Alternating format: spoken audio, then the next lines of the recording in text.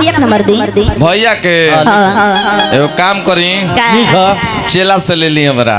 अच्छा जी गुरुजी बोली तो लिख बोली 97,700 ऊंची में लिख लिख ऊंची में 97,700 हाँ 5 गो नंबरवा नचरिया के चूड़ी में चूड़ी में चूड़ी में चूड़ी में चूड़ी में चूड़ी में बुझातिया बुझातिया प्यारे बुझ गई प्यारे बुझ गई। धरावा उठाइए ना